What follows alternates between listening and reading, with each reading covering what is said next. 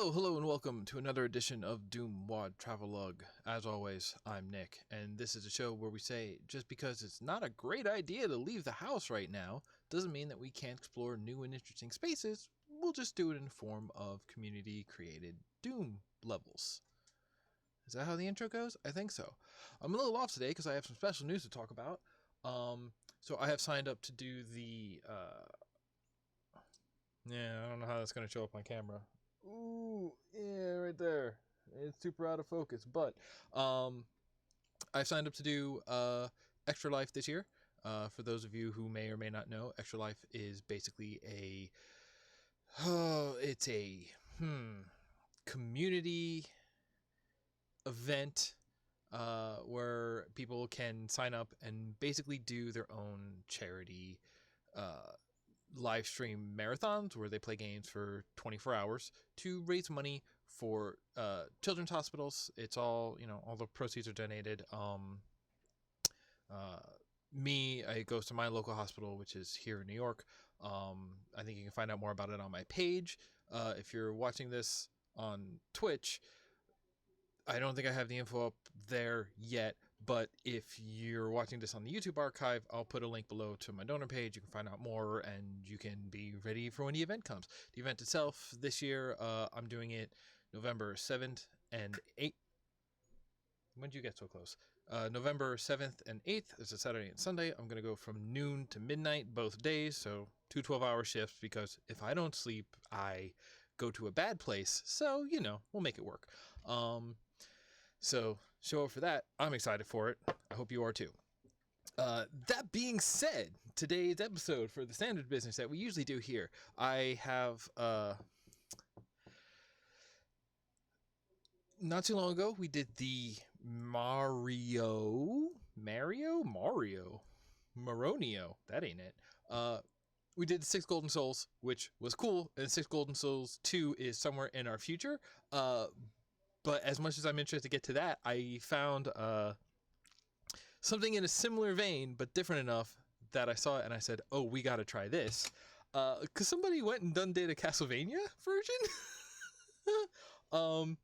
by Bad Andy, who I don't know if they were the sole contributor. They definitely had help from other people. But that's a name that we know from some of the mods. That's definitely familiar. Wait, is that the Golden Souls guy? You know what? I don't know. I don't have a good memory for people and authors and such things. But so I'm excited for this. So let's get into it. It might help if I had the game running. What do we think? Do we think that'd be useful, folks? Listen, I only just finished my coffee. It's been kind of a day. We're running a little late here today because I had some errands I had to run right before. There we go.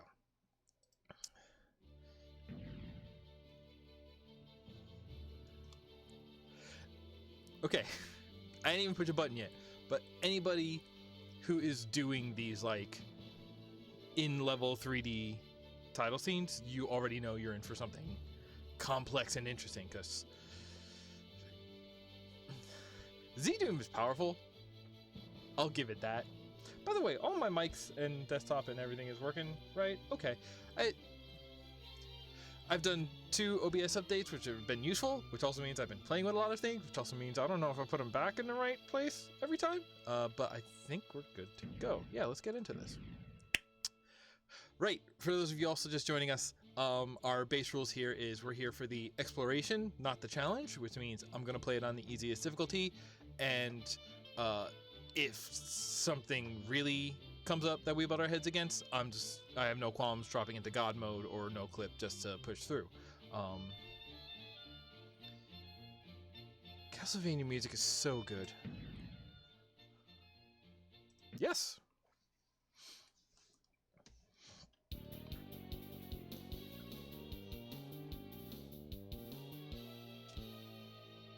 I know that boy. They did the thing. So, okay, I don't know. All right, that's good title cards. HUD.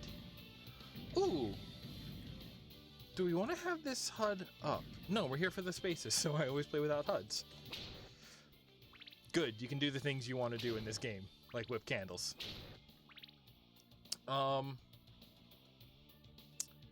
It's just such a good scene. Alright, so, okay, here's what we need to play with, because melee in first-person games is always hard to pull off, right? Always hard to get it going just right. And depth is harder in a single screen. Okay, first-person VR melee. Well, then you also have motion control. Listen, I can get into that later. But so it's a good thing they have plenty of these here, because now we can play with. What sort of distance do we get on this whip? Wow, okay, that's actually... I almost said this like 3 car lengths away, and by cars, I guess I mean Simons. That's like 3 Simons away? So that's like here? That's even man. Yo! I did check the REMI, and it did say that it expects you to have jump and crouch. So, I'm gonna go ahead and just get this going.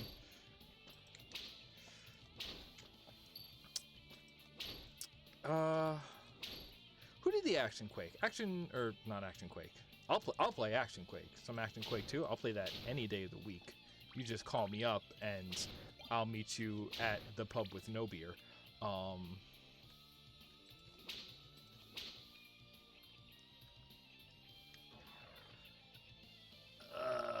But oh, hey, little guy.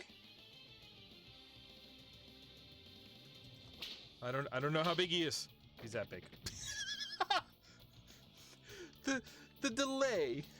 He hit the ground, beat, and then just combusts.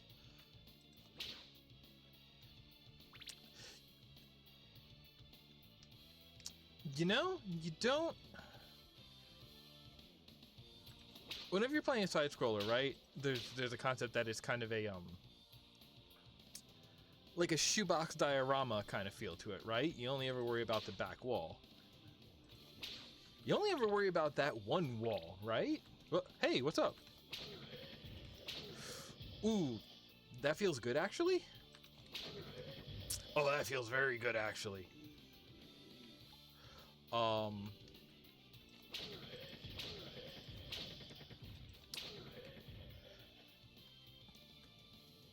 But so just then thinking about it as like, okay, what does the rest of this castle look like? Because you kind of like, you get ideas about the floor and about the back wall, and everything else you kind of need to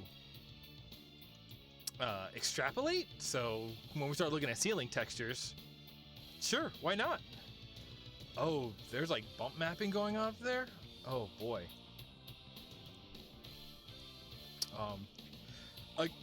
You throw a bone at me? Of course you did. It's Castlevania. I guess now I'm going to get back into everything I said during Action Doom about side-scrollers. You just walk until you're on a new screen. In first person, you have to break it. So, using turns and doorways and whatever. So here we go. Like, this is... The courtyard was the first door. The second screen, another door, and now this hallway is our third screen, if you will. I don't know enough about like original Castlevania to know if what's going on here is like Castlevania levels like rebuilt into 3D. I'm gonna have to go back and check now because I would love it if it's that. But yeah, here. All right, up, down, staircase. That feels like this is kind of how you have to do it to map it to 3D. Even if it's just sort of Castlevania 1 rebuilt into first person like this, but like generally layout is the same, like enemies are the same, and then Secretaria. I can't read that from out here. But also, hey, that's space. Ooh. So that's the thing, because all right, so you're breaking the view with corners, right? Oh, platforming. Yeah, bats! Oh boy.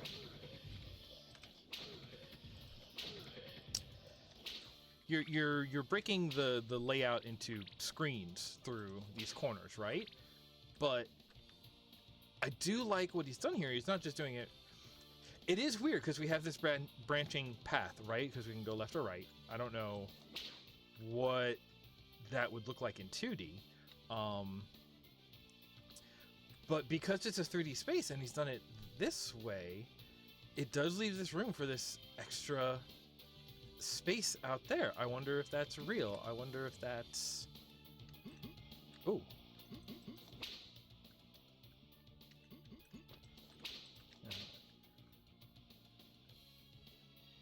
I guess I gotta be looking for secret switches.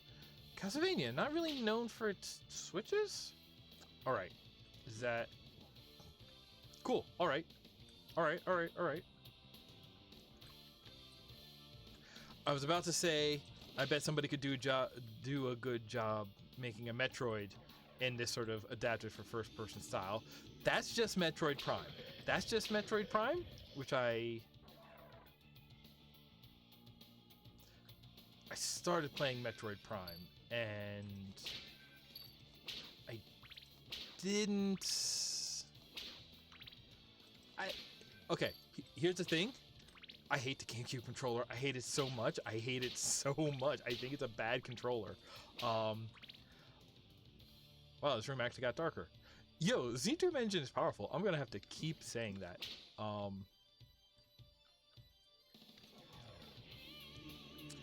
Also, now we in this whole different wing. Okay. Right, we do have sub-weapons. If I can land any of these hits. I just want to... Ah! That's a good howl. It's still good noises in this game. Whoop. There we go. Okay, okay, okay. Stop with the bones.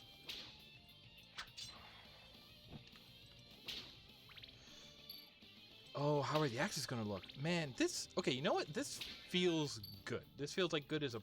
Even the whip, you got such a range on it that, like... Because that's kind of the interesting thing about a whip, right? Because, as far as melee weapons go, like, whips are known for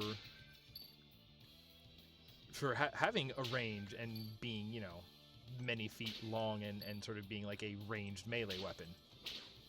Okay, now we go. Alright, I didn't drop my old one. What does this do? About what you'd expect it to. Man, this is good. This is good. I'm gonna keep saying that as long as I think it's true.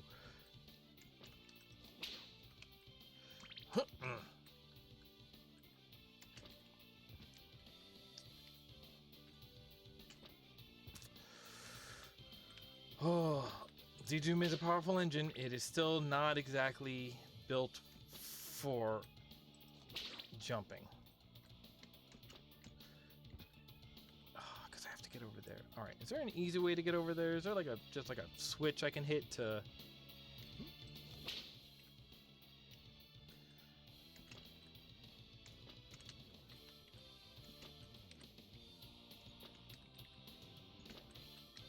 Okay. Holding my breath that entire time. Oh yeah, maps. Oh, I didn't even look back at the entrance. Ugh. Walk back out the gate, just leave the game. Wow, okay, so then we're like leaving on a second floor, so it's gonna... Using a good, adding verticality even where not necessarily needed. Ooh.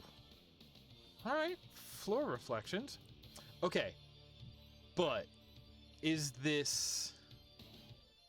it actually reflected, or is the floor semi-transparent and it's built upside down below? Is that easier or harder to do? Might actually be reflected. Alright. It looks good. Hey, here's the thing.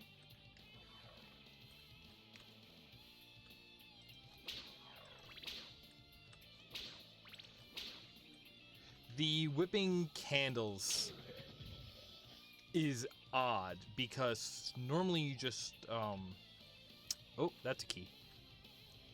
As a side, right? I died?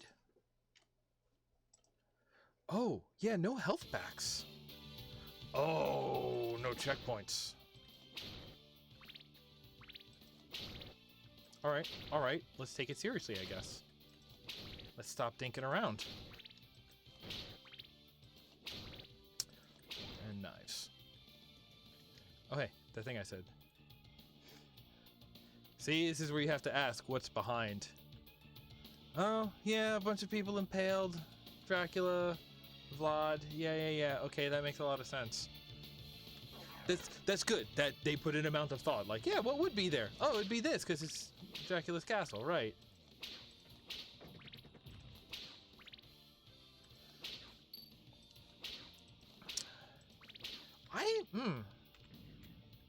What if we do play it with the HUD, right? Because it's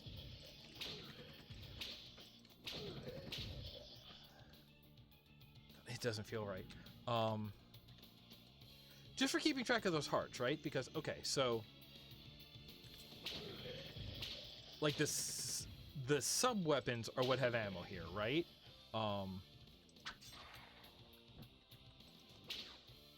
Right. This is what I'm saying is that normally in a Castlevania, because the sort of backplane and your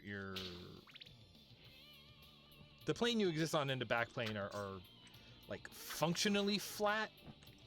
That like you can move forward and get the stuff on the backplane, whereas here, because it is specifically like on, hey, like because now we paint like it still looks right like this, but in order to get this, we actually have to turn our attention and face the wall to get the candles on the wall, which means that turning our attention to the candles is pulling our view, pulling our visual knowledge away from the situation of the room, which affects when we can do it, how we're making ourselves vulnerable when we do it, and sort of turns it into basically it turns it into a task which demands more of our, you know, undivided attention, because it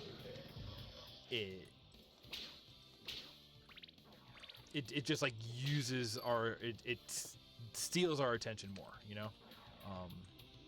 Not demands, Bogarts.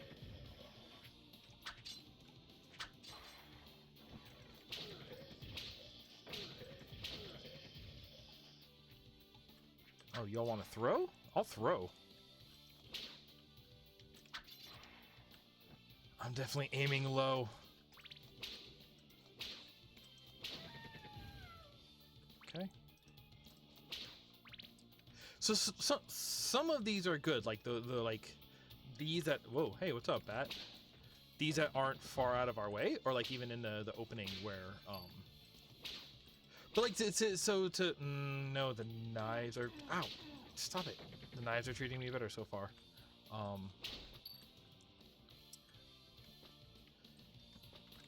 So like even in that opening space where you have wow, that's reach. The opening courtyard where it's straight in front of you, you don't have to face the wall, you can still sort of like point towards your goal, push forward, and whip the candles and collect the resources. That's kind of what you need here to actually keep it like the old feel, which is you do it as you're moving. It's like on the way in a weird sense.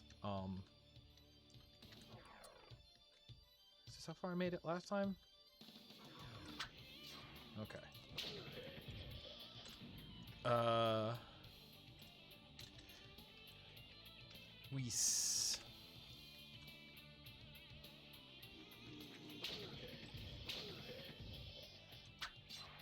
Okay, bats.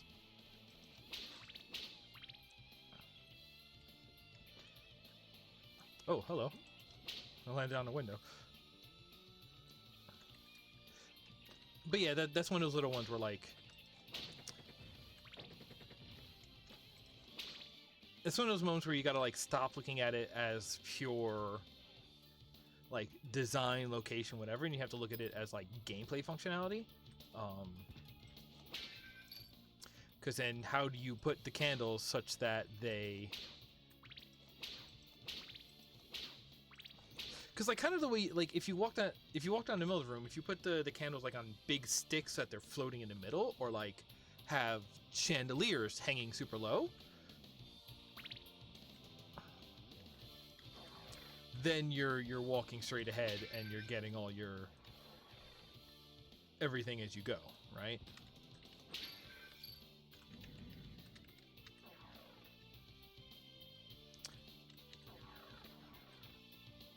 Backtracking in Castlevania feels a bit weird. Also, I want to say, according to the Remy, this is only like 7 levels. I don't know how elaborate they're all going to be, or even just sort of generally how long. But I mean, if we can haul through and see this game, that'd be cool.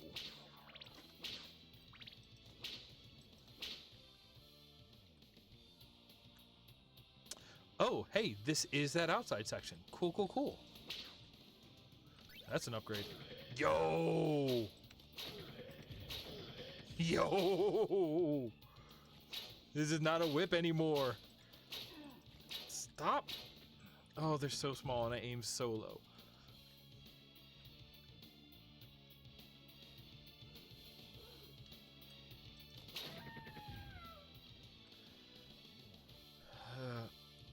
What is a man? It's a miserable little pile of secrets. Good. Good. I'm glad we're all fans here.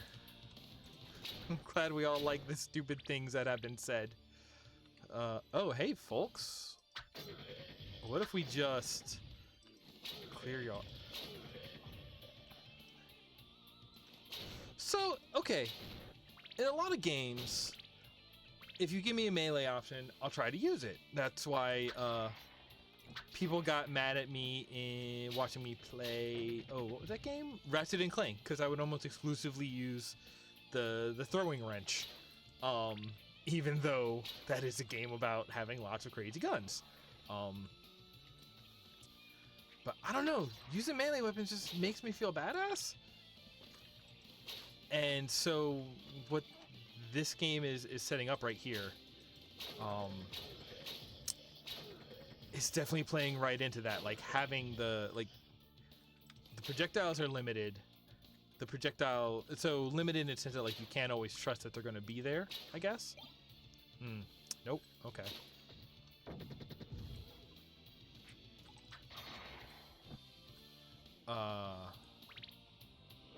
Can't always trust that they're going to be there.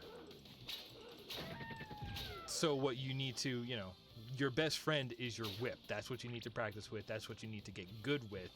But then in certain situations, you say like, ah, yes, this is a good time to spend resources. You know, you see, I'm already, yeah, I'm full on hearts. So now I'm just wasting my time whipping every candle.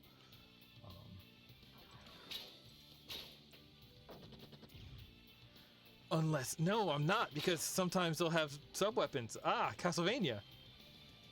What about you? Okay.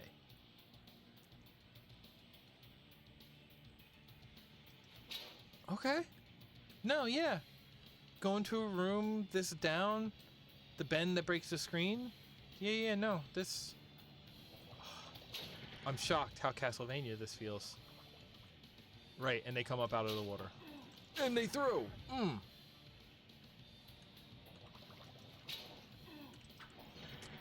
and those projectiles are fast, too.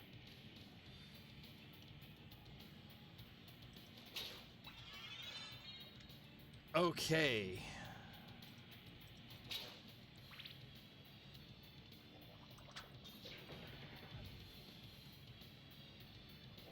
Okay, mermen are scary. Because they have... They're not, oh, what was the phrase?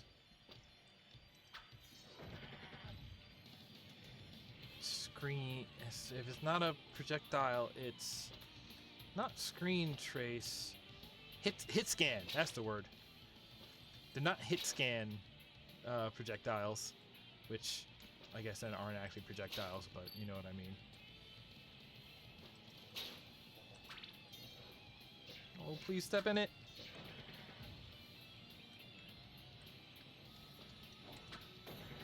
Okay. Oh, okay. So this is actually also a nice little crisscross.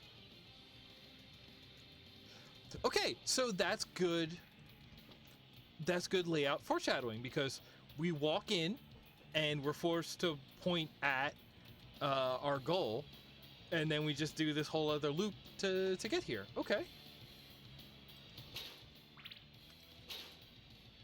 I'm loving this so far, if that's not clear yet.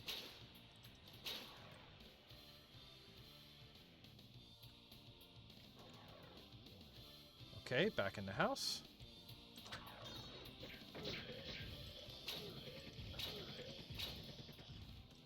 Get these, because we know these are full of delicious money. Please don't eat money. It's not good for you. That's my boy. Yeah. Ooh, it bounced. Ooh, it bounced. It bounced. It bounced.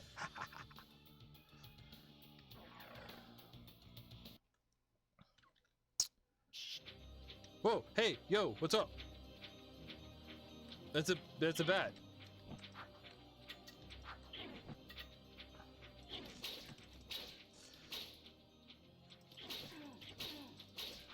Oh boy.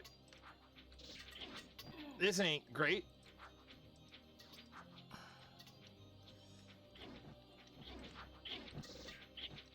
Okay, that was a good hit. That was a good hit.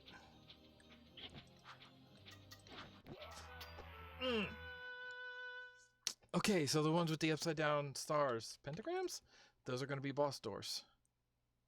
Oh, okay. It auto loads me in here. Good. Good.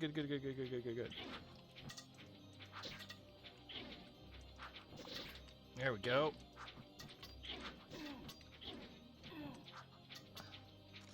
I'm getting my ass whipped by this big bat.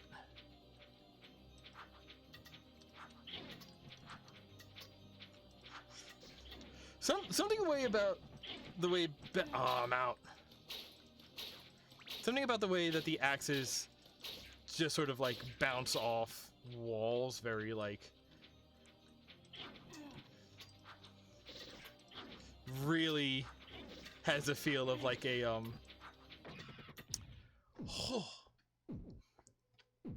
right, the orb, because it's Castlevania. What a sentence that was, folks. Thanks for sticking with me. But the way that it just hits a wall and just kind of like bounces and clanks to the floor, really, if you've ever been to like a Renaissance fair knife throwing booth, it's absolutely got that feel. Also, again, adapting it to 3D, we have to ask, hey, who trapped that bat in this room? A hole in the roof would have made some sense. Or it's like, it just sort of flew in. Ooh, and it doesn't know what to do. Locks my view. Okay, sub-weapons into points. Can we not skip this noise? Ooh, please? It's not great.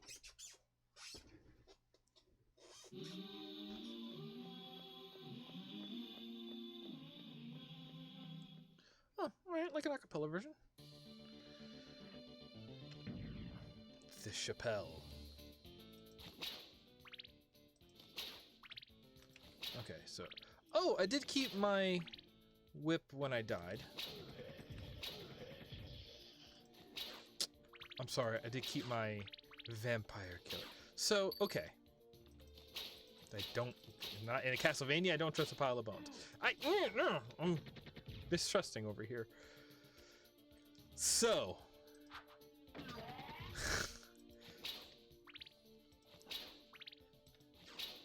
Castlevania Lament of Sorrow the PS2 game with Leon S. Belmont, rookie vampire killer. He... Oh! Yeah. Oh, look at that! He is... I don't know how much people like to include that one in the canon. Ooh, elevators. Hey, it's Doom. You don't see elevators that often. Oh, yeah, platform sticking out of walls. That's the whole thing. See, okay, so a room like this, what I really like about this is it's kind of, it's tracing a really nice line between like NES side-scroller style, you know, jump on the platforms, we're going to keep going up, stuff just, you know, sticking out of the walls, you know, elevator to stairs to moving to whatever. But they are smartly taking that side-scroller and, like, so far this is all, like, smartly, like, origamiing that into 3D spaces that are still interesting as 3D spaces. I was saying it in the last level, the way that it, you know, folded the screens such that it left space for the courtyard in the middle of all of that, and then we did end up going back and forth and like around the courtyard and then through the courtyard.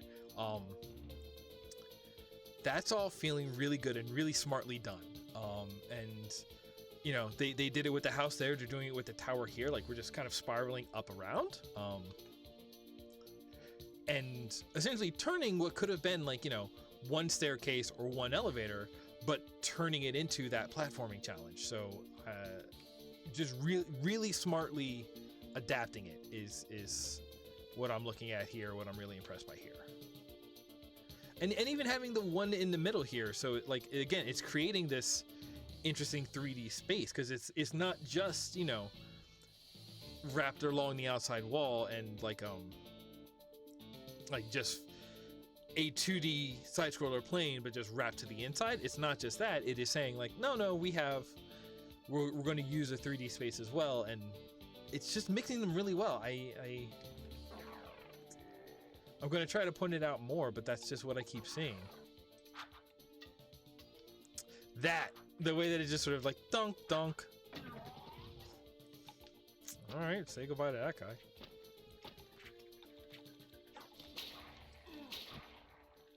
Oh. Hey, oh, no.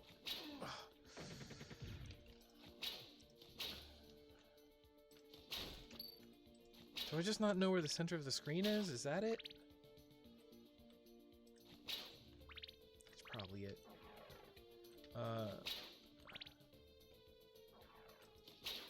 Okay, that'll be the key. So, secret wall! Wall turkey! It's got wall turkey! It's doing it right. It's doing this right. That also means I'm at full health, so let's save. Well, doesn't mean I'm at full health. Y'all.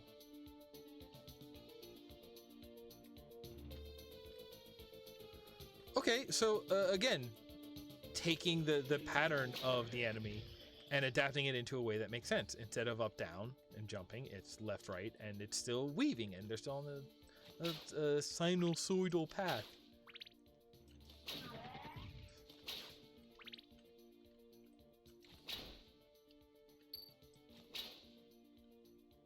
Rip to your statue, but I'm different? I don't... Hello? What did that do? That did that. Hello.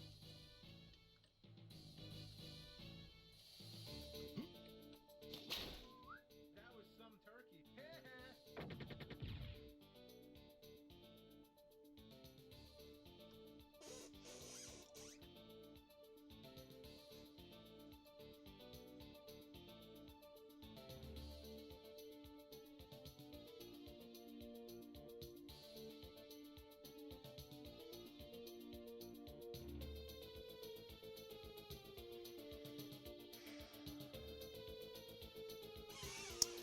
I don't know how to feel about that.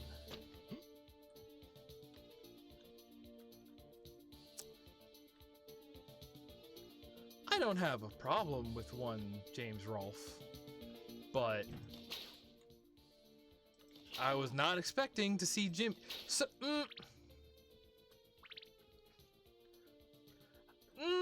what? But seeing him was the reward for finding the secret, or was the trick here being like, no, actually, what you just found was the Doom style secret. We're not here to be a Doom game. We're here to be a Castlevania game, because we just saw the actual wall turkey. They do actually do it. Maybe you're not supposed to. Oh, but that was on like the key door side, so maybe you're not supposed to. Maybe they don't expect you to encounter that one first, so that makes a little more sense. That is like, no, we're not gonna. It's in here, but it's not in this. It's not this style of secret.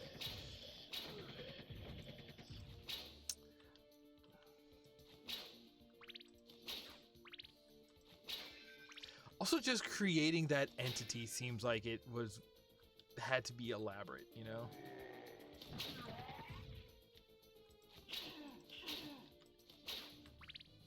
Some of these floating enemies that are just the, like, original game sprite work.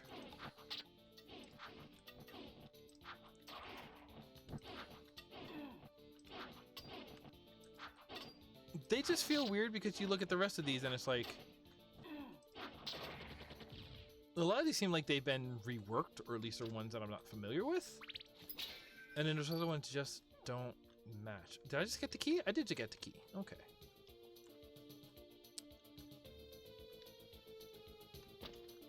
So this is one of the things that I've always liked, or like I've always been curious about, because I love in a platformer where you have this sense of like bottomless pits or broken purely floating platforms, and they do kind of make no sense in terms of, oh yeah, I know that guy. They don't make sense in terms of like actual architecture and, you know, construction.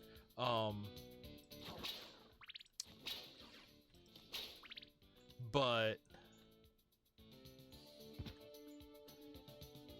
so that question of like, okay, if we're gonna turn this into 3D, how do we do that? How do we show that? What do we decide that the 2D style is represented? So, okay, so they're hiding it in the columns like that, which are also very square and like 16-bit tile set looking. 16-bit? 8-bit tile set. Well, that's an NES with like 32 by 32, so I would expect the NES to be the 16 by 16 tiles, so here, here, ow.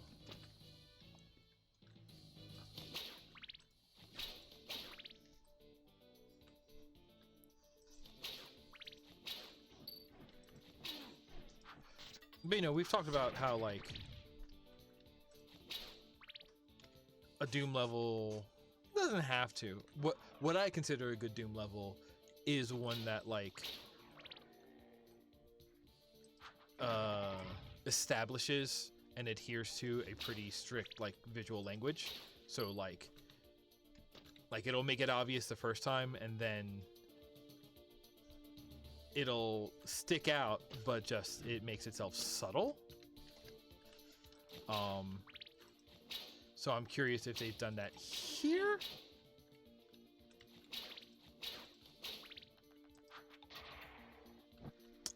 Oh, but when it bounces, it pierces.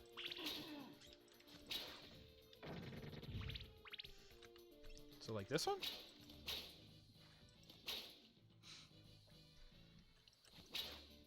Whipping walls, what's up?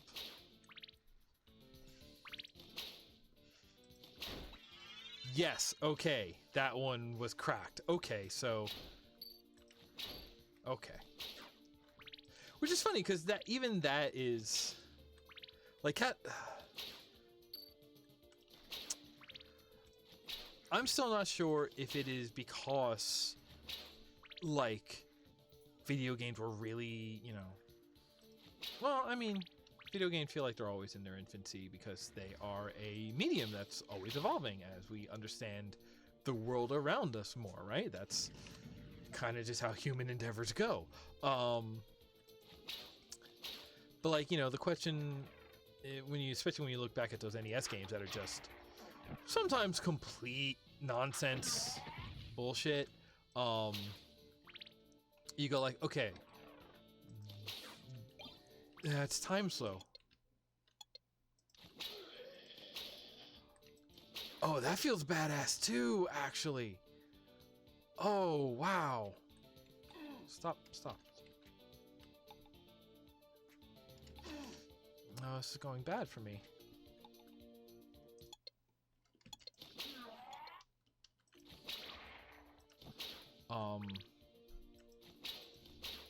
But, you know, those old games, they didn't tell you anything. Like, the classic one is Simon's Quest, Castlevania 2, where it's like, no, you gotta, like, equip this gem and then go kneel at this dead end for 30 seconds. And it's just like, it never really, like, tells you that. Or, like, it doesn't tell you that in the game, and it's just like, oh, no, we put that in the manual. Like, we'll tell them, but, like... I fell in the pit. Or it's like, we'll tell you, but, like... We're not telling you in... We're not telling you in the game... Or like it... The experience of the game isn't just what happens on screen. It isn't solely what exists in between turning the console on and seeing the credits. It's that one was nope, that's the clock. Clock is cool. Having a projectile is cooler because that jerk. Can I? Nope. But I get that there, and we'll get that, and I feel better. Okay, don't fall in the pit this time.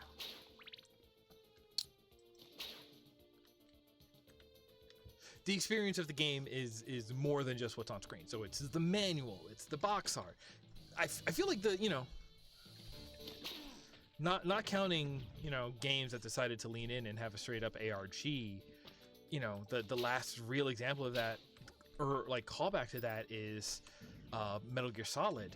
And, you know, it's like, check the back of the game case to get Meryl's number. It's like whoa, like, you know, that became a subversion just because of how far away we got away from the idea of like, oh no, when you get the game, you have a manual, you check the manual, you know, you read and you learn. Like a lot about how the game works is presented outside of the game. All right, maybe more recent than that, you want to talk about, you know, Destiny 1 when they had the Grimoire cards that like you would collect them in the game, but then you had to go to the website to read them. That was a whole thing. You could have opinions about that.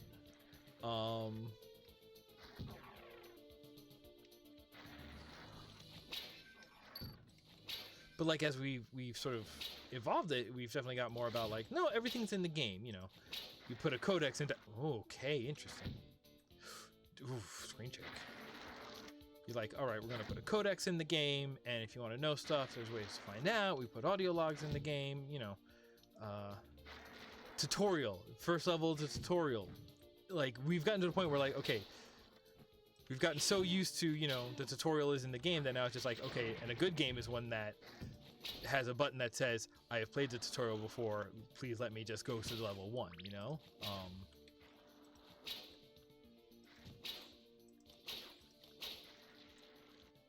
Weird now that I know that we are, like, not quite, but almost exclusively putting health power-ups in columns, which I guess is pretty much a Castlevania thing, too. Like, now I'm looking for this texture and this style of this texture, this wide, this column, and these places and rooms. Like, now I'm looking for these because that means that it could be another resource. Like, I'm looking for wall turkey veins. Everything's in the game, so it's we've that's why MGS worked sort of as a version, because we had gotten so far away from that already by that point that to say, yeah, no, you have to look at the game box. Like there is critical path relevant information on the game box. It was just like, whoa, that's crazy. No, we've gotten so far away, nobody expects that anymore. Which was what made that work as a subversion. Right. Where was my point? I keep distracting myself by playing the video game. This is why you're supposed to have co-pilots on this who do the talking while you do the playing.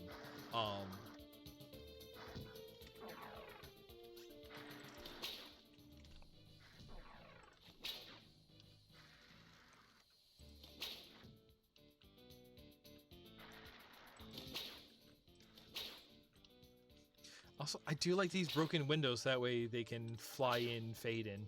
You hide the spawner outside, and it makes it feel very natural. Because, I mean, these are just like bullet bill. They're projectiles, not necessarily enemies. They don't really have a.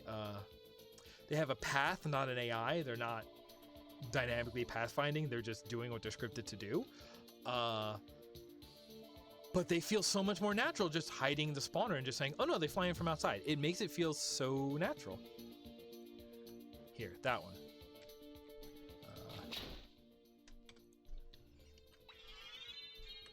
I'm going to save here, even though I know it's going to save me on the inside of the door.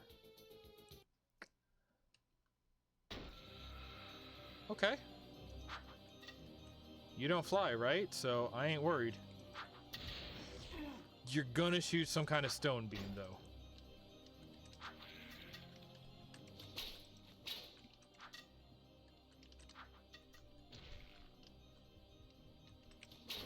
Rip to you.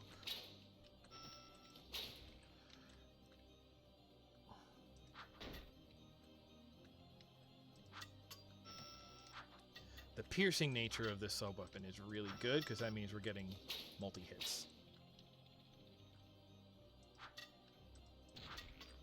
I wonder if these bosses are kind of teaching me that sub-weapons are the way to go. And then, again, the subversion is going to be, oh no, at the end when we fight Dracula, that's the vampire killer is going to be way more useful because it's a freaking vampire killer.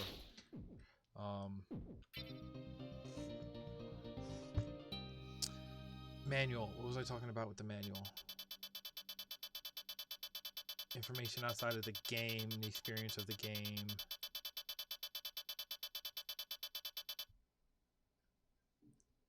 Oh, I was never able to tell in these old games. Like, were they doing that because, like, games as a medium and, like, understanding their strengths was still, you know, relatively early at this stage compared to where we are today? This looks rad already. Holy cow. I want this to be the cover of my next metal album. My first metal album.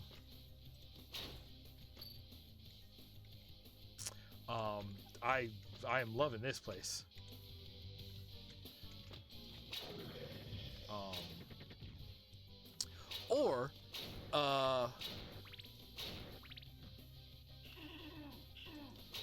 Like how much of it was just sort of like not, or so like not understanding how to use it as a medium. That's one option, right? Oh no! Oh, I'm dead! I'm dead! Okay.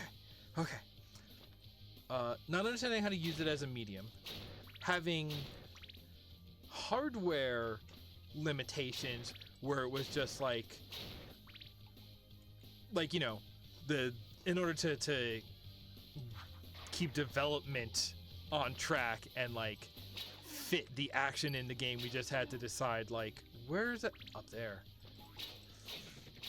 to like keep development on track and you know, memory and space limitations feasible. We had to be like, well, we're not putting, you know, 100 extra lines of text in this game to teach you how to play. We'll just put that in the manual, like a cost, ease, technical limitation that way.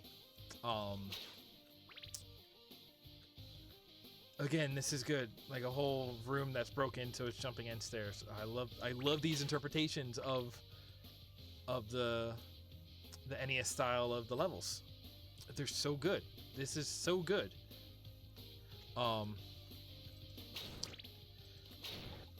Or, and then this is the cynic in me, which not so much on the NES era, but in the, let's say, PS1 JRPG era. Crows! Got 'em. Was like, okay, and how much of this is they're making the system of the games inscrutable and not explaining it, not making any of it obvious as a way to like push you into buying strategy guides. Because this is the thing, like,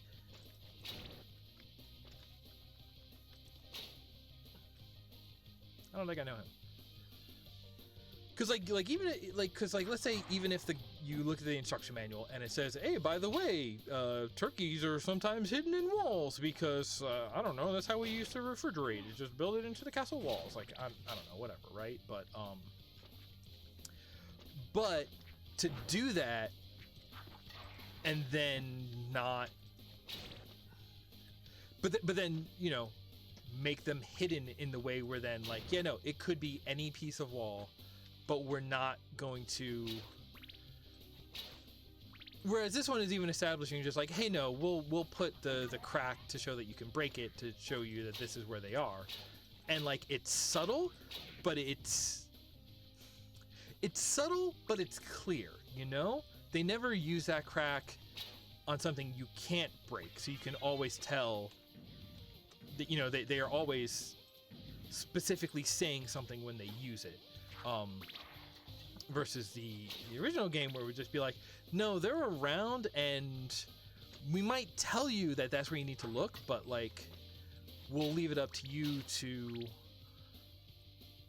you know, to poke and prod at every corner, every stone tile. Oh my gosh, in the game. Oh, and they did put those there to be like, no, don't just run along the walls, or maybe do just run along the walls and get good at jumping.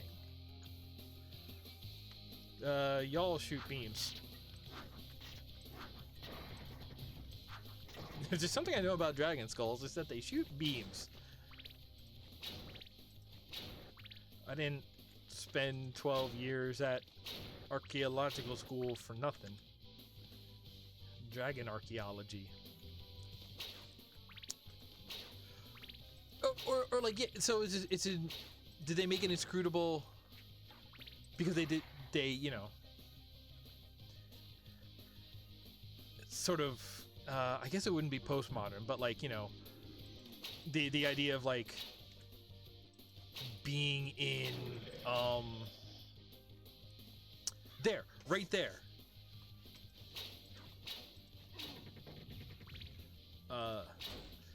being in conversation with your audience wasn't really like a concept yet? Or is it inscrutable because they were actually just like, no, we're gonna make this insane, but hey, if you want to talk to our friend Prima, he's got a book where we just tell you where they are, right? So instead of telling with some sort of, you know, communication in the game, be it visual or explicit or you know, or verbally explicit or whatever, verbally, textually, whatever. They say, yeah, no, we'll straight up tell you in this, you know, thing outside of the game, in this book, and then you just gotta go get the book, you know, because then it's deals, then it's industry, then it's.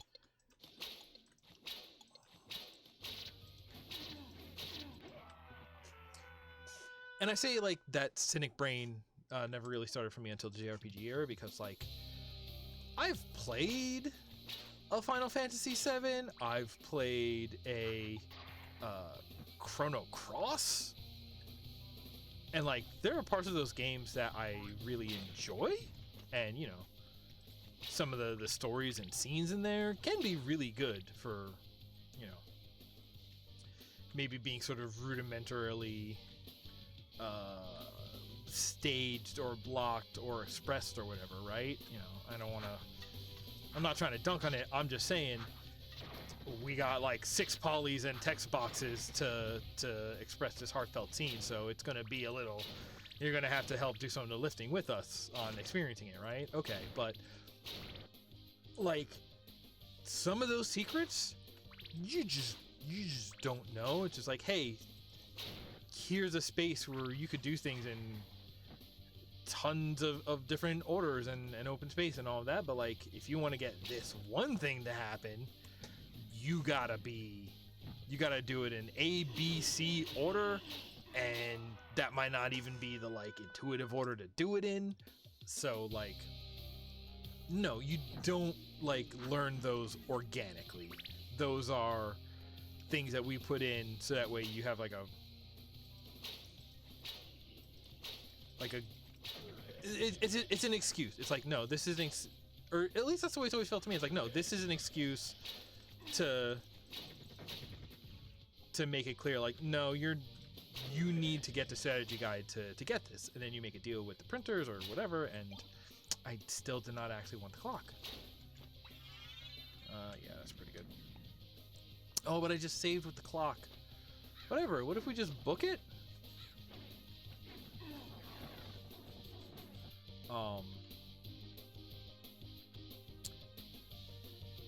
And I'm not, and like that makes sense when you also look at a lot of these games.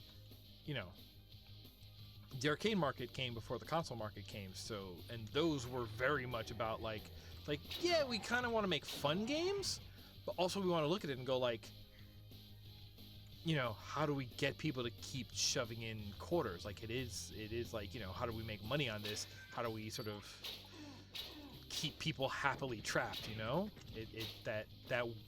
that's been an element of games. Like, you're like, yeah, loot boxes and gross. It's kind of part of the legacy of games, though. In a lot of ways, it's gross, but it's true. You know, got to deal with it. It's one of those legacies that morally we should work to get away from, I think. Not to say people's labor shouldn't be compensated with like money so they can pay rent and eat and live a life free of worry about resources. I'm not saying that either. I'm not saying all games should be free.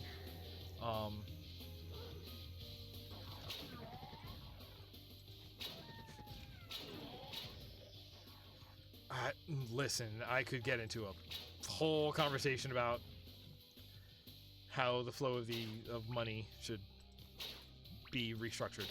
I ain't here for that today.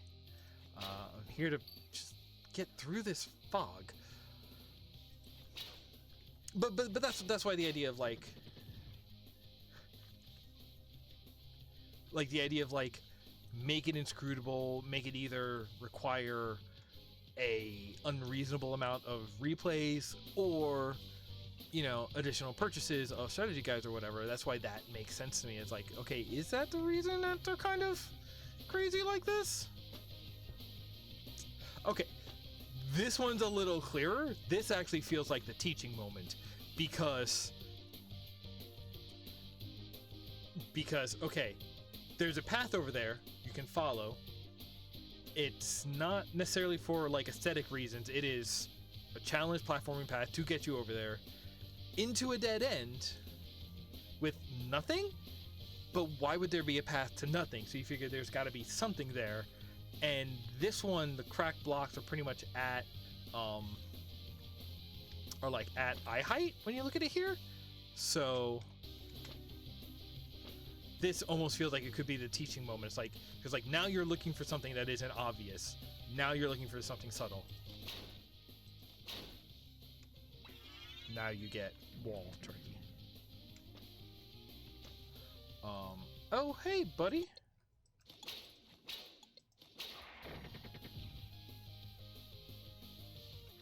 Gross. Did I get the key yet? I'm looking for a key, right? Oh, hey. Okay. Where did you come from?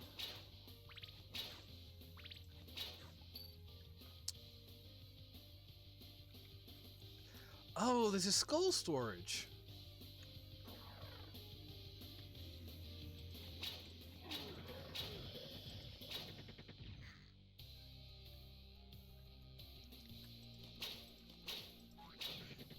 But yeah, so the thing is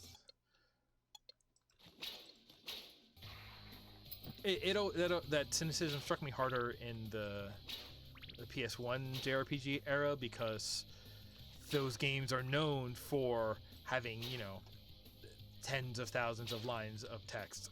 Now we talking. This is the one. Yeah, this is the weapon we want to be using, baby. I can't tell if that wall has a offset pattern that's trying to tell me something or not. So the JRPGs are games where if they wanted to, you know, tell you something and make something explicit, they could. They clearly have the room to do that. I mean, okay, they are also trying to tell a long story because they want to have a long game, because there was like the arms race of like who can have the game with the most play time, you know, time to beat, whatever. I believe that was going on at that time. Don't take anything I say as fact. Like, it's all half remembered, half heard in the first place.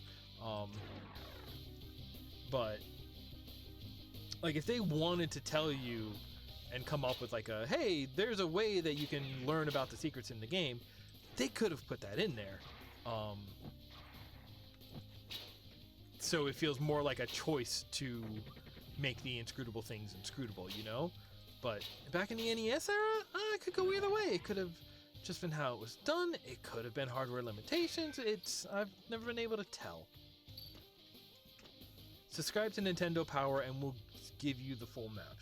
And once you have a subscription, that's a bigger upfront, and it's like a, you know, it's magazine subscriptions were the original subscription services, right? Well, maybe like utilities. You want to get water and gas and garbage removal. Those are subscription services. Weird mappings triggering in my brain today. What was that whole zone? Oh, that was the outdoors with the bridge, and it looked really cool.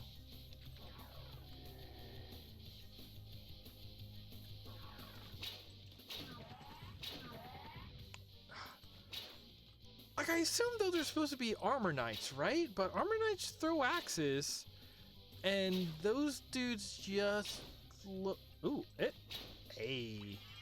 I swear those dudes just look more like... No! I mean, knives ain't bad, but...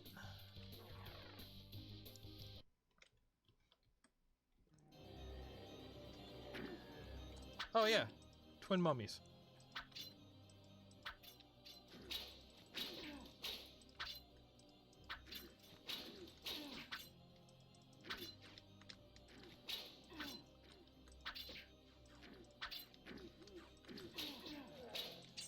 This ain't gonna go well.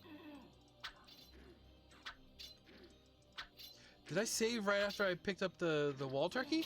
Because if I load that instead... I did it back here. But that's fine.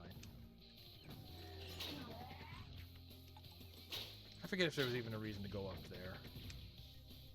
Because I have that already, so... Ow. Forget about it.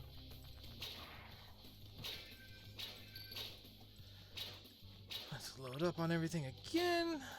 That's full hearts. Got these two golden axe looking dudes. And here's food. Alright. So they're gonna spawn like here?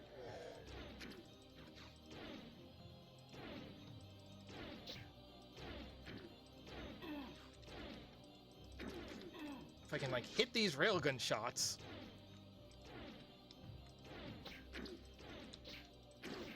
And get the doubles.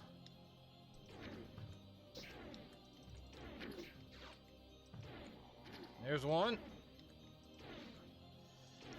Just keep everything bouncing. Alrighty.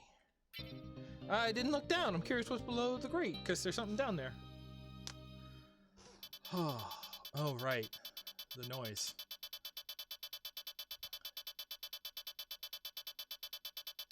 And I always felt like strategy guides were cheating, you know? Oh, we're down there. Oh, good juke. I don't actually believe that, like, that like strategy guides and knowledge are cheating.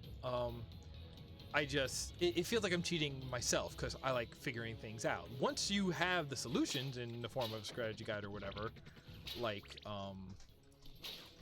then to me, it feels less like playing and more like, okay, now I'm just following the instructions to complete the game, you know?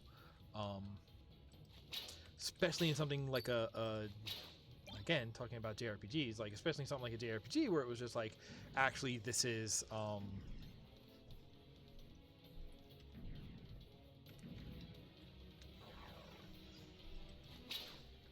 it's like menu based, it's about text, it's just, the gameplay is sort of order of operations rather than, you know, very action, twitch based, position based sort of action gameplay. You know, Chrono Trigger's good, but it demands different skills than Contra, you know? That's all I'm trying to get at there. In a way where in Contra, even once you know what's coming, actually dealing with it is still not a given. Whereas in a JRPG, if you tell me, yeah, no, you can do A, B, C, and then this will not be an issue, then all right, then it's not an issue, and there we go.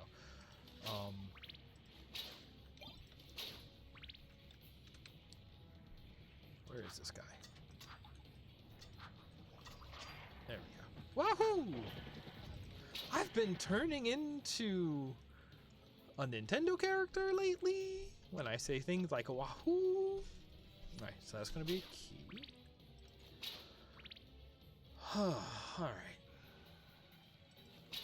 Alright, see, I'm chasing candles and I'm not looking for enemies.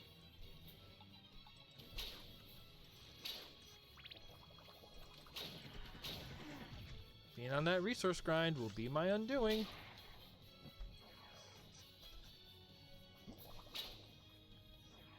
Whomst.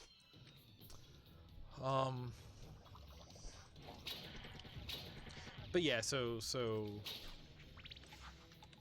but then there's also difference, like I can figure it out, but then it's that level of how unscrutable is the game making itself. Is it something that you can, like, you could reasonably expect a player to figure out, you know? Like figuring out, oh, this crack in the wall means that these are destructible and there's usually secrets. Like even if you don't have a teaching moment for that, if you are consistent to your visual language, you might be able to notice it and suss it out eventually. And so that feels like something that I wouldn't want spoiled by a walkthrough. It's something I wouldn't want explained to me. Something I'd rather learn than be taught, you know? Learning is more fun than being taught, I guess, is maybe the distinction there. At least it always has been to me.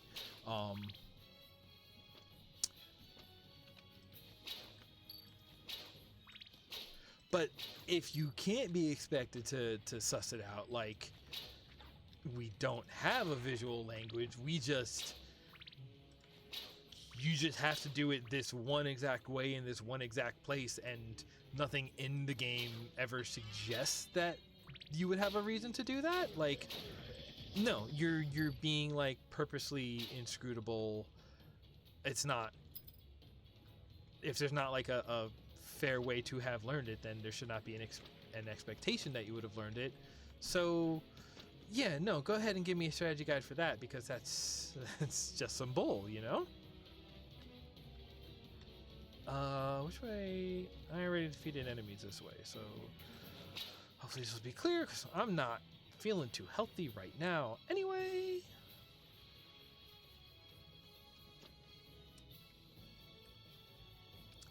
This is the door I need to leave out. Okay. This is the area I thought I was in, because I'm tired. Boy, let me tell you.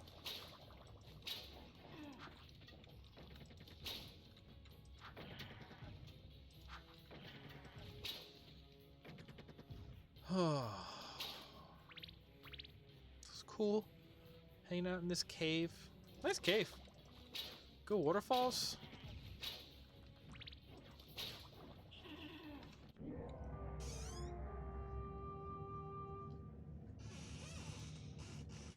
take it back. I don't like this cave. Alright, so there was one candle that had the clock. I'm going to try and skip that. Is it that one? One of these, so skip those.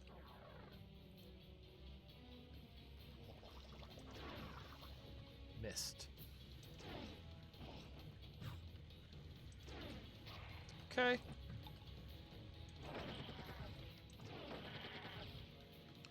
Mermen are scary, so let's just...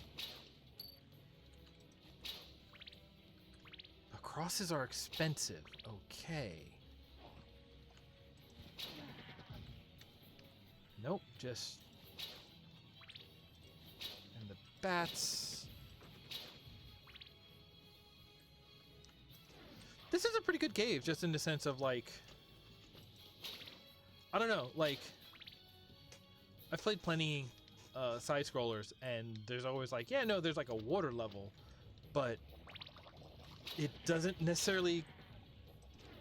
Games that have water levels aren't necessarily good at contextualizing why the water is there. Like, okay, it's a water level, but are we in a cave? Are we in a river? Are we in an aqueduct?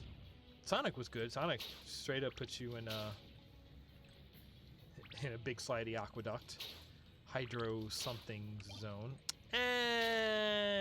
Right, that's where that one is.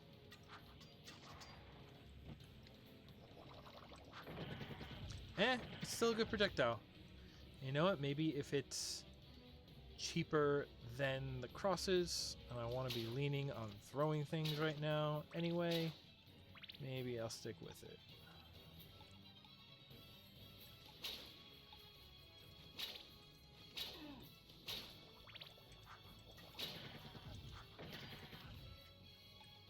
I would very much prefer to stop being hit by thrown bones. That was the villain from Mega Man Legends, right?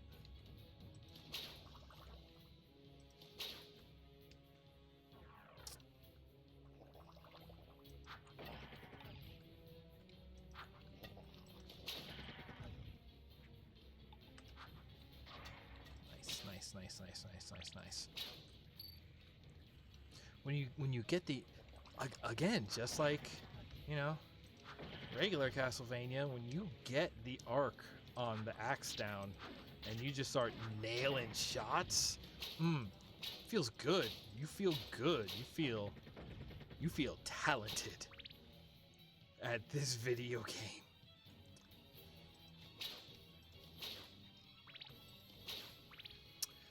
That's kind of an interesting distinction, huh?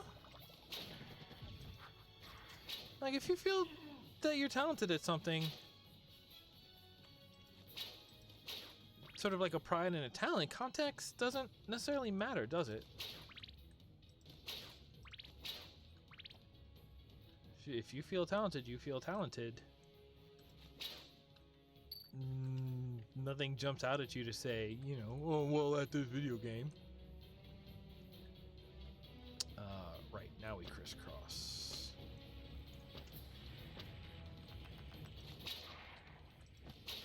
Range on this thing is ridiculous. Okay, one of these is a clock.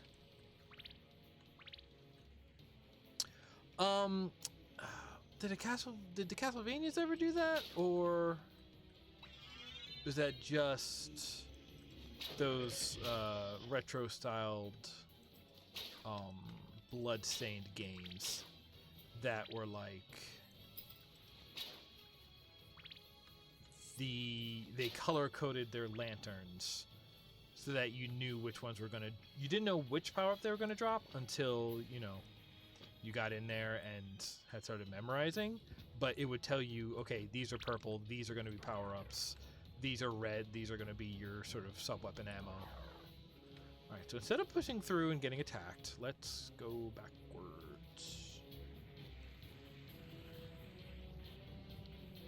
This is the key for this door anyway. Yeah. Oh, yeah.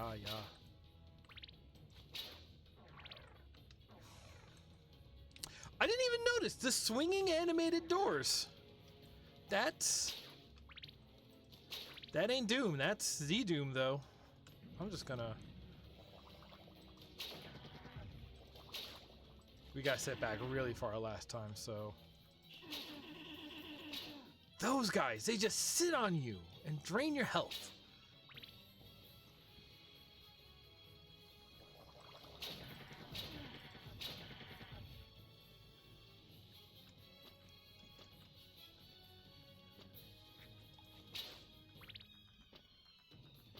Somebody's throwing things.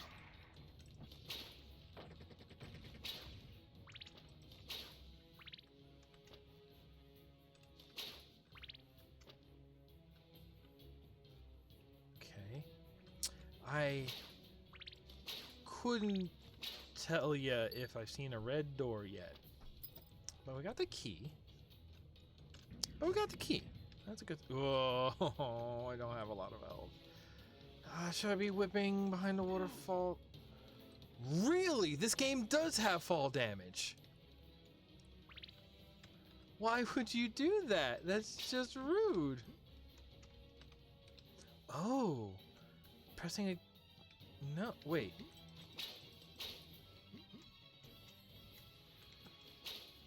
That's a curious...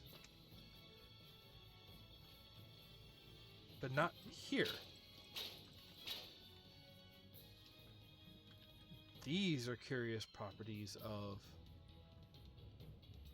this specific wall.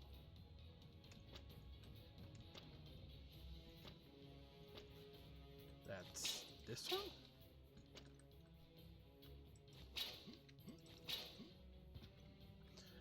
Weird. I won't lie, my eyes are burning too much to care to keep experimenting. So, I guess we want to go out through the blue. Then let's... No, that's where we came in.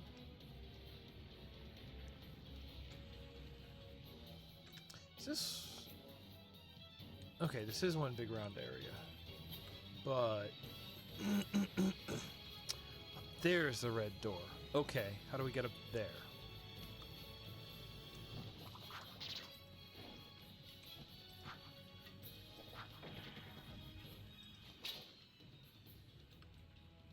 The idea that none of these enemies are like bullet sponges is really nice. It is like entirely about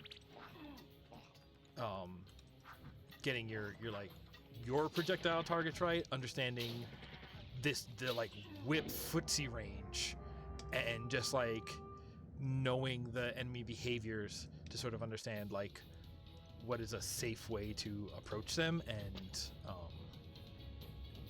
not fully kite them, but to just be like, no, this is the safer approach, is to come at them from this angle, so that way if they do this, you can still have room to dodge or whatever. I'm appreciating that. The bosses are kind of bullet spongy, but like, they're bosses. I get it. We talked about how bosses are hard to design really interesting ones that aren't just bullet sponges, and they've done so much work on this and making the rest of this really like port Castlevania well to a new perspective and what have you. Like, I'm happy to give them the leeway on that.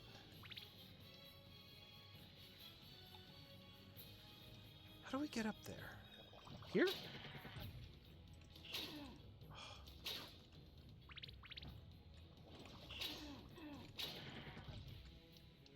Okay.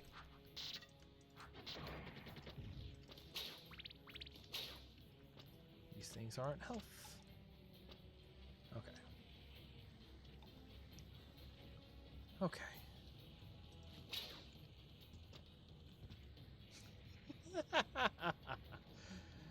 Hey, sometimes you kind of you don't get the jump, you know?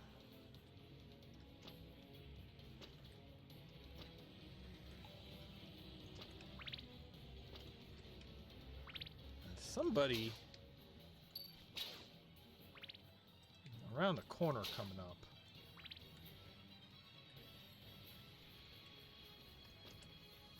Here. Dang it. Here. Okay.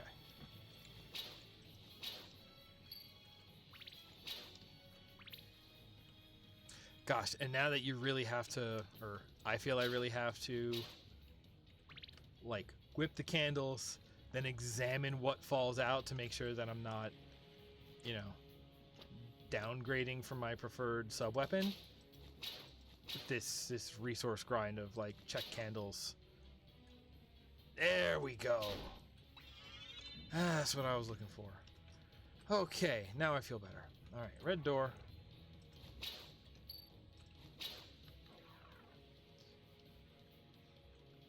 I'm not a big fan of the cave. Like, the fog's alright. It's fine like, as far as, like, for what it is, I think it is well designed. It is, like, mechanically, like, pathway unique from the previous levels we've seen. The tone is different, between the use of fog and just, like, the way in which it is maze-like. How do we go from a cave to this? I'm not upset. I'm just confused. Oh no! Paratroopers!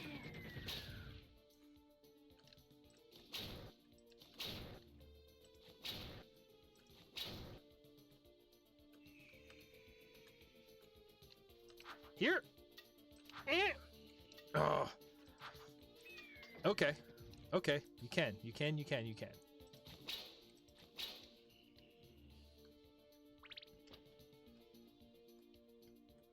Oh, you know what? The knife would be easier on them. You get that spread so you don't necessarily have to lead the target. You don't have to worry about doing your trigonometry on your arc.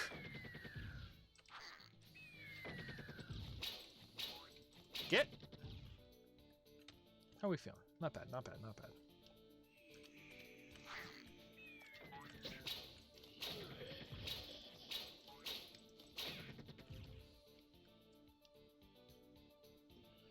Oh, hey, yo! It's the 4th of July over there. Okay.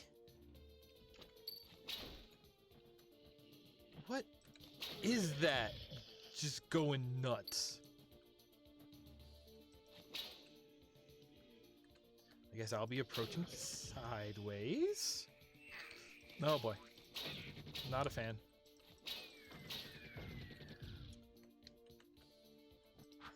Oh, it's the, like, above the door bone dragon. Really?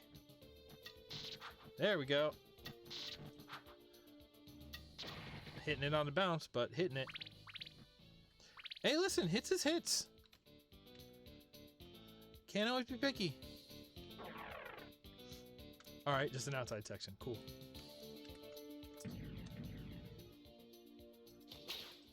Okay, one of these I expect would end up being a weapon because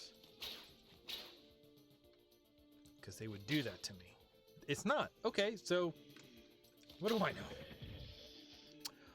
Oh! Boy, those are just like straight up the lab tables from Symphony, huh? They look good though. They look good? I do like when you kind of just take a sprite and put it in a 3D room so you can walk up to it, even if it always turns to face you. Looks good. It looks good. I like how it looks because it looks good. Anything I can get. Listen.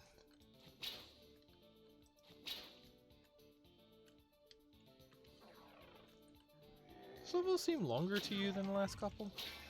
Or am I just getting more tired as the day goes on?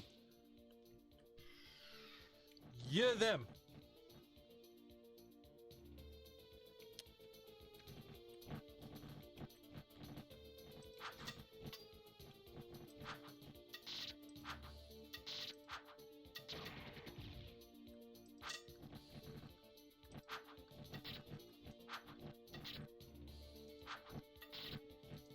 That's the one that gets multiple hits.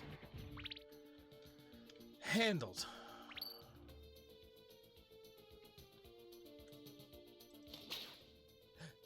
Yay! Load me up on hearts. I'll go back to that first hallway to get all these. Now that I've got a really nice sub-weapon to play with. Yellow key. Oh, wow. Yeah, this is...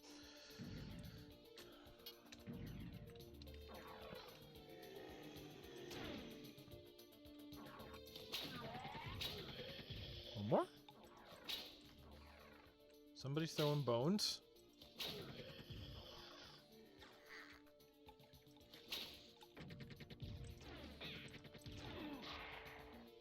It's like Emperor's New Groove over here. Ah, somebody's throwing bones. That's a miss. Here. Okay. Those are Fleamen. 1, 2. Okay. I can just get over here. We can jump in this game.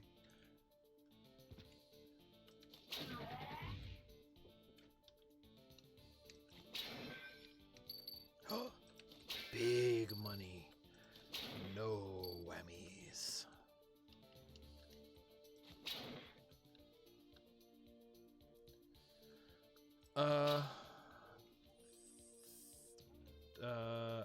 Yep.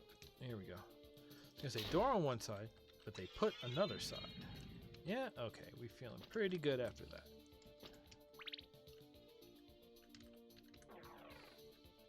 We're looking for a yellow key.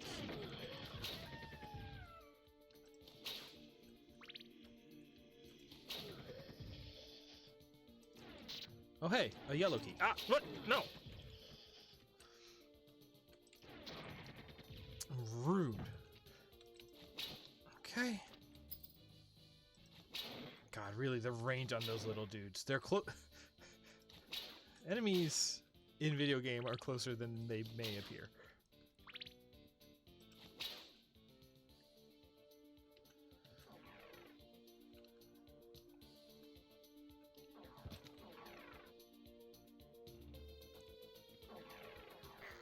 What? What was that noise?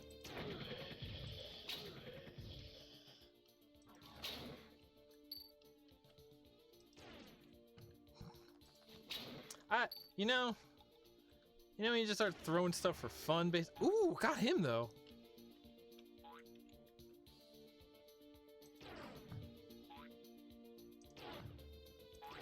Okay. Listen, I'm low on health, so I'm spooked right now. I don't have a machine gun, but I'll just start dumping whatever I got.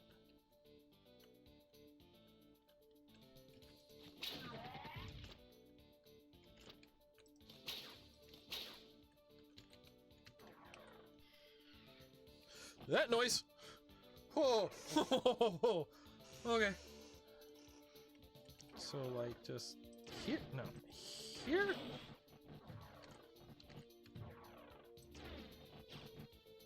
It doesn't go that far. Interesting. So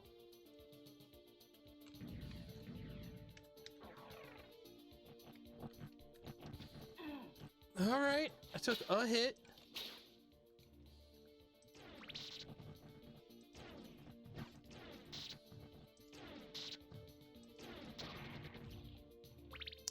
Probably could have been trying to do a bank shot there off the side wall, but boss fight. Okay, that's... I feel pretty good going to a boss with that much health. And I've already saved, so if I pick up a weapon like that, it doesn't matter. Good. Peace. Let's just go. Let's just go. What do we got? We're getting through this. Don't!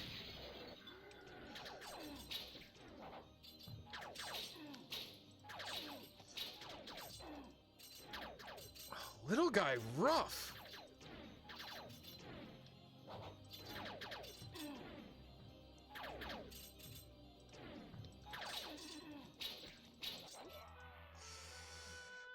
Why he jump so much? Hey, real quick, why he jump so much?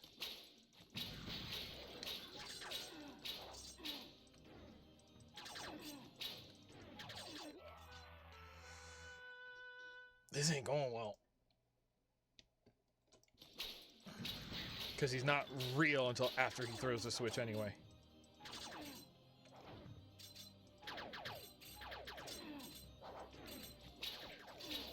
He's also throwing knives?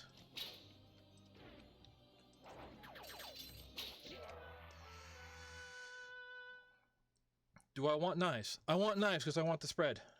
So let's actually go get that knife. That's actually the smart move. Also, I bet they're cheaper.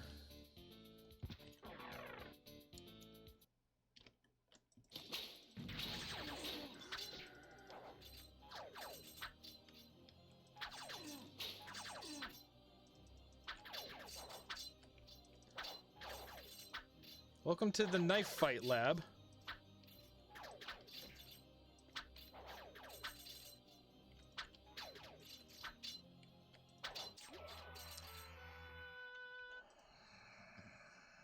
I might cheese this one.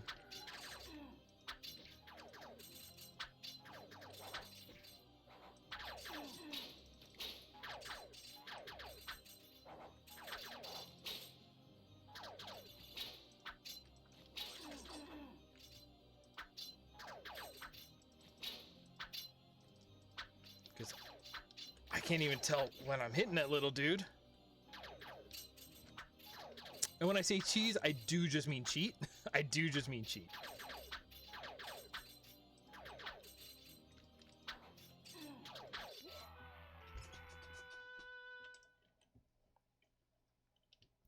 Or maybe this is where we'll take a break for today, you know?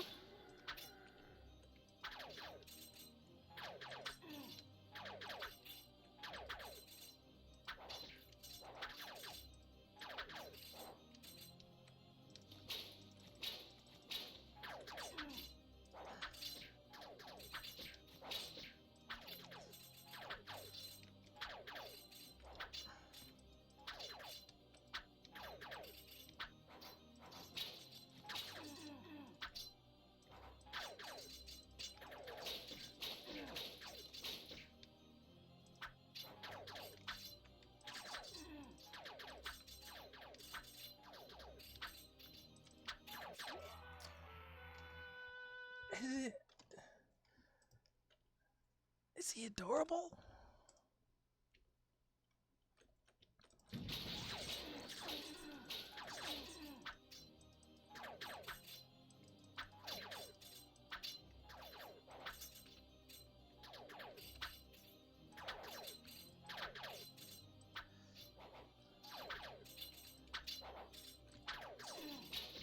This is actually a pretty interesting fight. Because they're... compared to the mummy fight we just had, which was just like, oh, well, there's two guys. This one is definitely like... having their difference in speed. Like, you can't kite them at the same pace.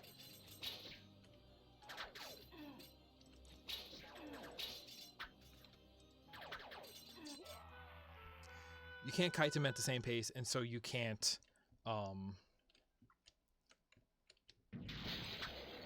like they give you asymmetric pressure, which makes them a threat. Because you have to, like, switch your defenses depending on whether they're close, whether they're far. Which one is the near and far threat, because they move and attack at different speeds and like different levels of tracking.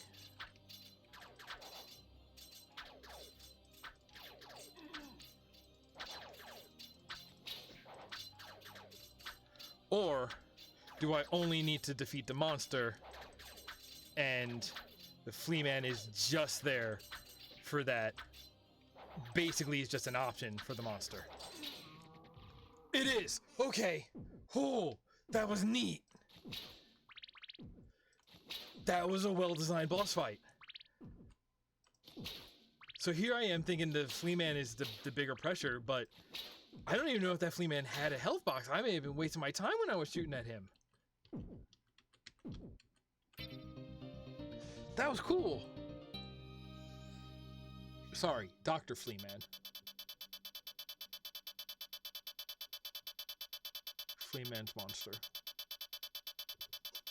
The Flea Man is the monster. Where are we at? How much we got? Do we only have 2 left? Normally... Oh. This is fun.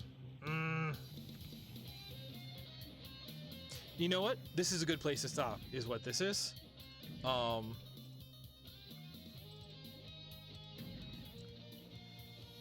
Because this looks cool as hell, but I'll be honest, my eyes are burning a little bit, and I don't know how much longer this is going to take, but this will give me for a, we can maybe have like a cool short episode next time where we finish this, because this is interesting. It's not perfect, but this is kind of what I was talking about, where you have your gimmick, you do your interesting thing, and you get out. And these levels aren't too long on their own. If I wasn't doing it for a show and I could spread it out over the next couple of hours, the rest of the night, yeah, I would sit and play this in one stretch. But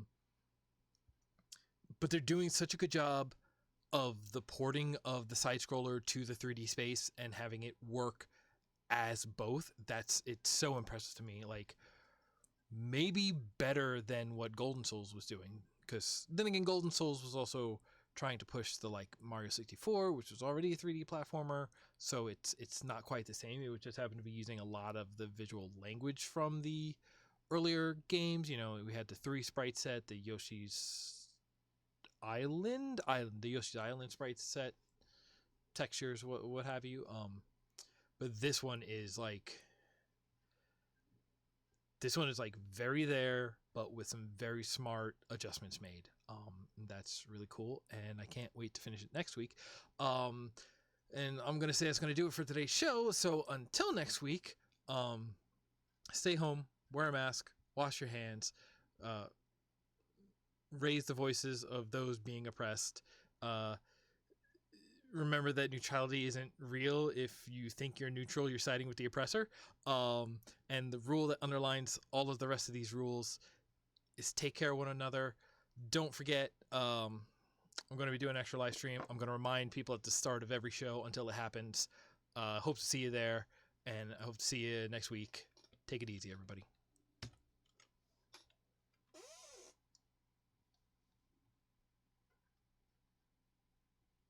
Uh-oh.